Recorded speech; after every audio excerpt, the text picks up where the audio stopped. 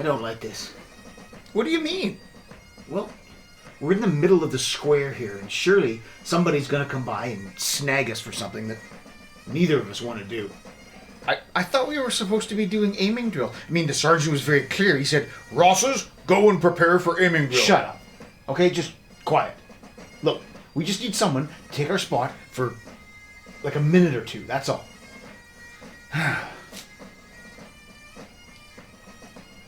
What about Mackenzie? He'll do. Oi! Mackenzie! Yeah, come here. Hi, Rosses. Boy, it's been a long time since I've seen you. Are you still in number 3 company? Never mind that.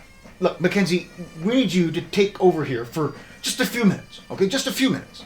We need to go and see a man about a horse. Is that the new charger for Captain Fraser? Ooh. Yes.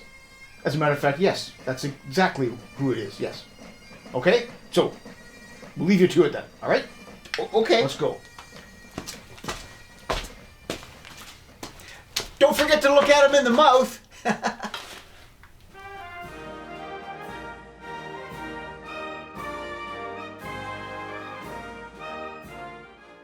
Previously, this series gave an introduction to the musketry of the era of the Martini Henry, roughly spreading from the early to mid-1870s to the very early 1890s. If you've not yet watched that video, I might recommend that you do so before carrying on here, for it gives valuable information on the tactical realities of the day and what part rifle fire played in them, as well as information on targetry and ranges. Here in this video, the first part of a 2-part series, will examine the considerable amount of preliminary training undertaken by recruits in its full form and by trained men in an abridged form.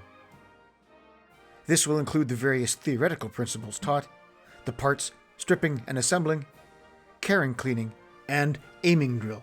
The subsequent topics of position drill and judging distance will be covered in Part 2. The references used for this series are the musketry regulations dating from 1874 through to 1889, of which there were at least 4 issues made. For most recruits, experience in shooting any kind of firearm, let alone a military rifle, was scant. In order to bring all men to a desirable degree of proficiency in the necessary theory and supporting skill sets before actually firing on the range, a syllabus of some 8 days was undertaken. Shown here are all the subjects covered and the amount of time spent on each. Theoretical principles, care of arms and ammunition, aiming drill, position drill, blank firing, and judging distance. Most subjects were covered in a series of half-hour drills, which would have been spaced throughout the day, along with other unrelated subjects, as well as the other routine duties of interior economy. Familiar to countless generations of soldiers, naming the parts gave everyone a common frame of reference before further instruction commenced. Without going through all the exterior parts as listed in this diagram, I might bring your attention to the fact that what we might term as the receiver, in modern language, was known as the body. Once the external parts were mastered, the internal parts could be named and committed to memory by way of stripping and assembling. For this, a combination tool could be used, which contained all the necessary drivers and drifts to properly disassemble the Martini action. In its assembly, it had a clamp that was used to compress the split breech axis pin, found on later marks, a pick for hard-to-reach areas, and a drift along with 3 drivers. The first step, after ensuring the rifle was unloaded, was to remove the breech block. For the vast majority of Martini rifles, the breech block was held in place with a steel split pin. As my rifle is a Canadian Mark I, its breech block is held with a bronze axis pin. First, the keeper screw was turned so that its cutout matched the contour of the pin. Once this was done, the pin simply slid out.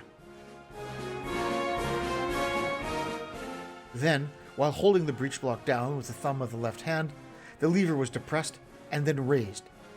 This popped the breech block out of the body. From there, the breech block was stripped.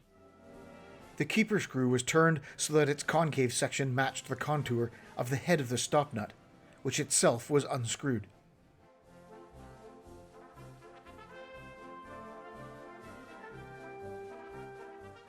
This allowed for the spring and striker to fall out.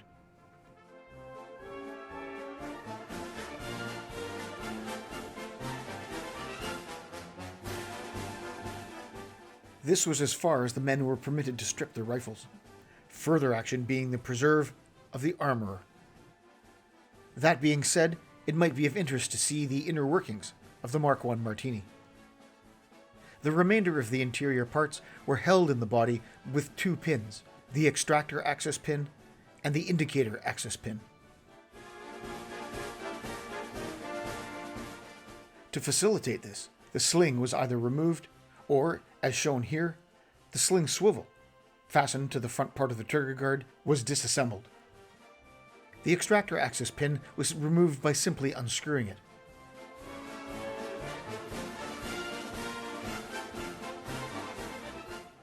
The indicator axis pin was removed by first turning its keeper screw so that its concave surface matched the contour of the pin, and then the pin was simply drifted out, from left to right.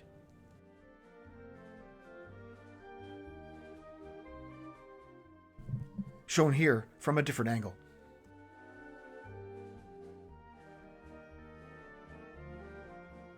With the pins removed, the trigger assembly could then be removed, and although some of the internal components could be removed separately, I've chosen here to remove everything in one piece. This view shows with clarity the arrangement of extractor, tumbler, of course this being the Mark I variety, and the lever with its two extensions. Thus disassembled, there is but one more detail to examine. This, of course, being related to the fact that this is a Mark I. Here in this view, you can see the tumbler rest, integral to the construct of the Mark I trigger group. To take apart the complete mechanism, first, the tumbler rest was removed by simply removing the screw that held it in place. It's a very small piece. Note its peculiar contours. The trigger came away by removing its screw.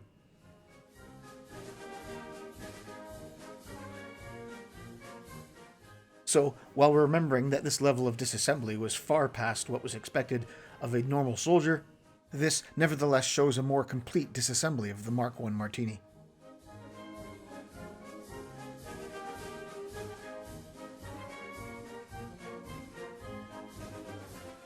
Assembly was accomplished in the reverse order.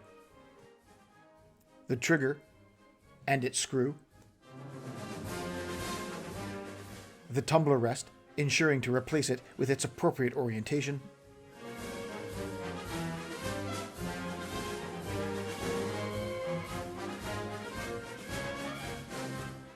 while not actually fixed to the trigger assembly until placed in the body, the lever, the tumbler, and the extractor could all be placed in position. Thus, the whole assembly could be slid back inside the body. The indicator axis pin was replaced, ensuring that the tumbler was in the fired position and the indicator pointed up, and this was accompanied by the replacement of the extractor axis pin, which was simply screwed back into place. A quick check to see that everything was in its place, and the keeper screw could be turned on the indicator axis pin.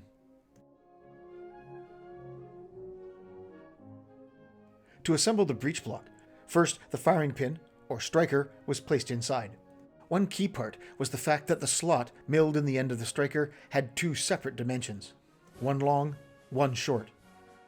The striker was replaced with the long slot facing the bottom of the breech block. The mainspring was then inserted on top of the striker, and the stop nut replaced.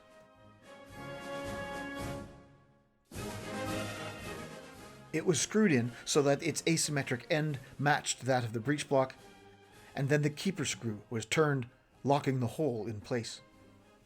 The last step was to ensure that any movement of the striker that had happened during the assembly was remedied with the driver to ensure that the long slot was exposed. Thus, the breech block could be replaced. First, the lever was opened slightly, then steady pressure on the trigger, combined with forward pressure with the thumb on the cocking indicator, properly aligned the internal parts, ready for the breech block. This was placed in the body angled down, and with steady pressure on the knuckle and gentle maneuvering of the lever, the breech block popped into place.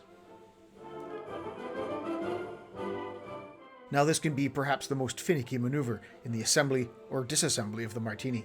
Care must be taken to ensure that the parts are properly aligned and that the pressure is maintained, enabling the breech block to slide home with only moderate persuasion. Once the breech block was securely in place, the breech axis pin could be slid through from the left, and, in the case of the Mark I, the keeper screw was then turned, locking the hole in place.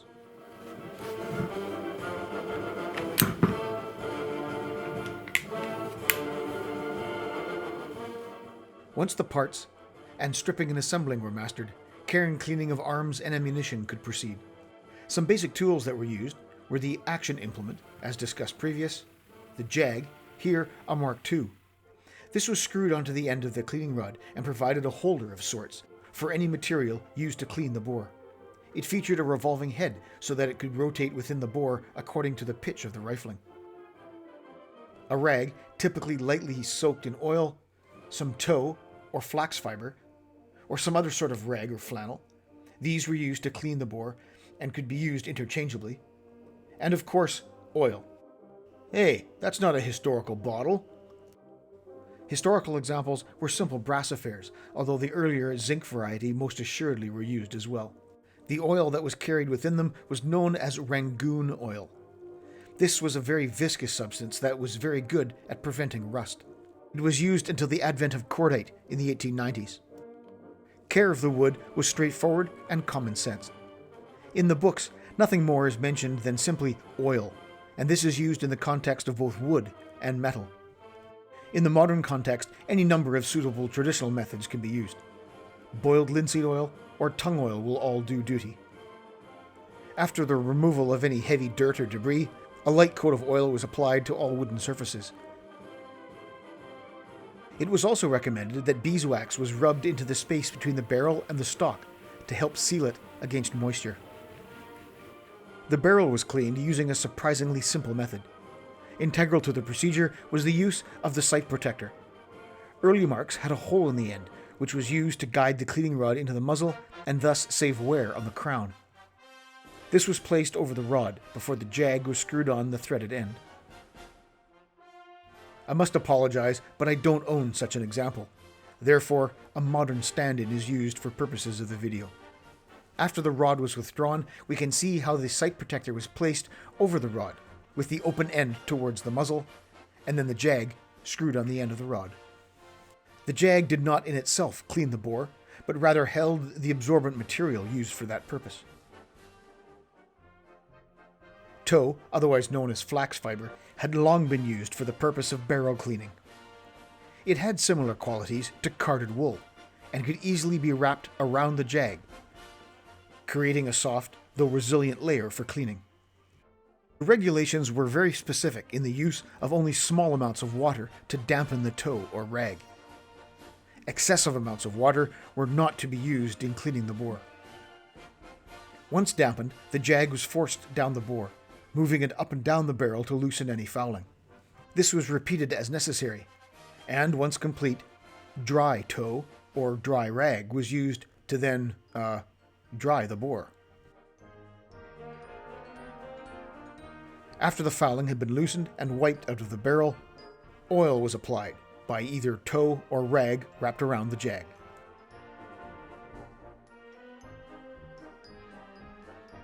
The exterior was wiped with the oily rag, and the rod replaced after the removal of the jag and sight protector.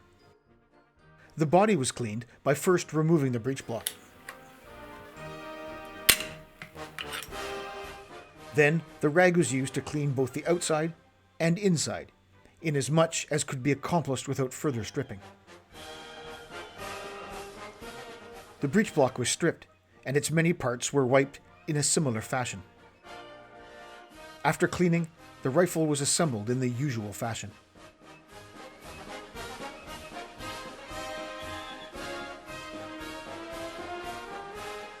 It might be surprising to some that there was considerable attention paid to the theoretical principles of musketry. At its core was the relationship between bore axis, line of sight, and the trajectory of the bullet. In addition, they were taught the characteristics and the importance of having a rifled barrel. This, of course, was integral to understanding the use of the sights and translated directly to more comprehensive aspects of rifle fire. Recruits learned the relevant parts of the bullet trajectory, including the culminating point, or highest point of the trajectory, as well as the construct of terminal distances of the bullet's flight. They learned about first catch, or when the bullet fell to within the height of a man, first graze, where the bullet struck the ground, and the space between, where a man was liable to be hit, known as the dangerous space. In addition, how these points were affected during the engagement of mounted men and masked targets. They were taught about the point-blank range of the rifle, the distance when fired at, which kept the trajectory of the bullet below the height of a man. The effect of wind and movement on targets, especially as it related to the point of aim, was discussed in detail. So, by examination of the syllabus and the material in the musketry regulation, we can see that considerable attention was paid to the theoretical principles before a live round was even chambered. Aiming drill was the term used to describe the training surrounding the correct use of the sights. Among these were the nuances of sight setting. This included settings for shorter range, with the leaf of the back sight folded down, and longer ranges, where it was raised.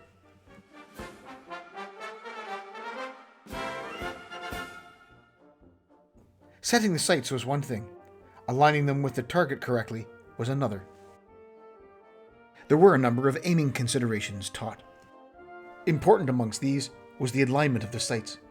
Earlier in the Victorian era, a selection of sighting positions, known as fine, full, and half sight were taught and used to accommodate intermediate ranges.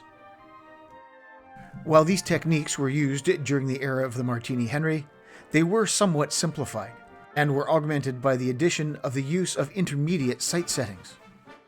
Of particular note was the ability for the individual to have the slide of the back sight flipped upside down, so that the notch was not used for sighting. By simply exposing a necessary part of the barleycorn above the flat edge of the slide, proper sight picture and alignment could be attained. The usual sight picture was that which in later years might have been termed center of mass, either the center of a figure or the center of a round or square bullseye. Aiming off for either wind or movement was included throughout the era. This could also be done by the use of the small sighting lines known as the wind gauge on the backsight. Of course, sighting at longer ranges, which entailed the lifting of the ladder, was also taught. In addition to points of aim, stress was also placed upon keeping the sights upright, especially at longer ranges. This diagram illustrates with clarity the loss of elevation when attentiveness to the vertical plane of the rifle was not paid. Included from 1887 on were a number of expedient sight usages. Amongst this was a technique of using the existing sights to engage at even longer ranges. With the existing set of sights on the Martini reaching out to 1,400 yards, ranges from 15 to 1,800 yards could be engaged with the following technique. This involved the use of the outside left shoulder of the backsight slide and the projection of the pin running through the upper barrel band to achieve the same effect as the dial sight fitted to later magazine rifles.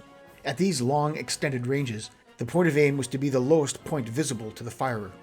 Because these 2 points on the sights and the barrel band did not necessarily match the axis of the bore, it was prescribed to have to aim at least 15 yards to the left of the intended target when firing at 1,500 yards. This would accommodate the angle that this sight picture had in relation to the bore. Another advanced technique was the application of indirect firing with the Martini.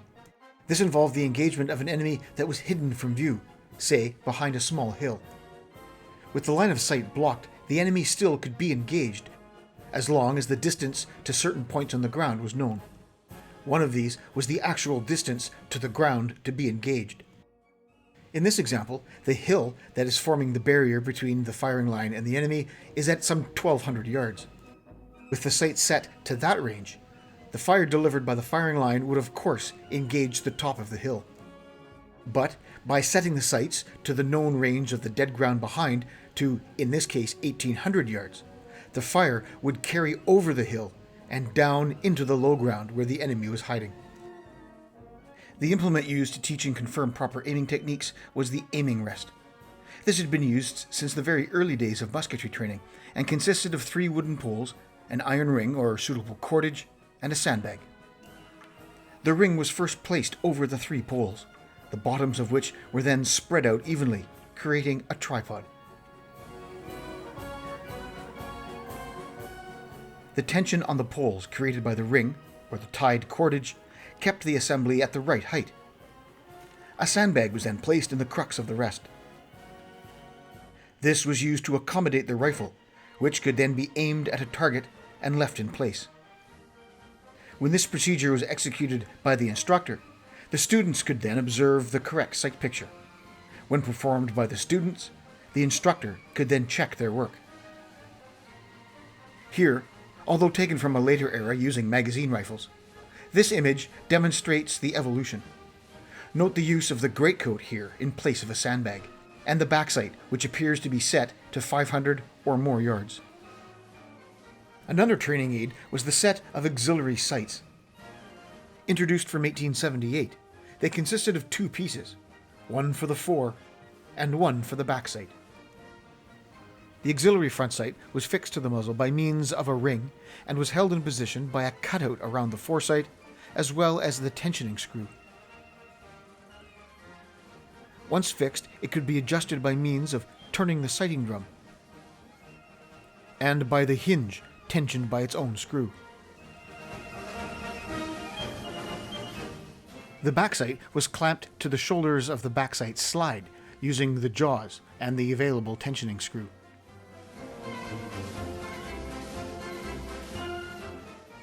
This gave the flexibility for the slide to operate normally with the leaf down or up.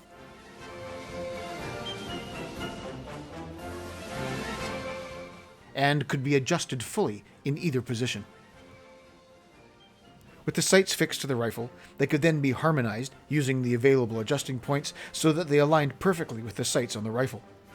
This process being required if the range sighted at, especially if close while in training, was changed. Of course, the purpose of this device was to enable an instructor to observe with certainty exactly where the student was aiming at, and with what sight picture. Sets of these auxiliary sights are exceedingly rare, and while IMA evidently did offer at least one set some time ago, particular thanks need to be extended to Neil of the Martini Henry Society and author of For Queen and Empire. He risked international shipping to send along his set of auxiliary sights halfway across the world for me to include in this video. Please, if the Martini is even a passing interest, his book needs to be on your shelf. There's a review of this book here on the channel. This brings us to the end of part 1 of the preliminary training of the Martini Henry. In part 2 of preliminary training, we'll discuss the various fire positions and a set of evolutions known as position drill, as well as that very important skill of judging distance. For all your Snyder or Martini reloading needs, talk to Martin at X-Ring Services.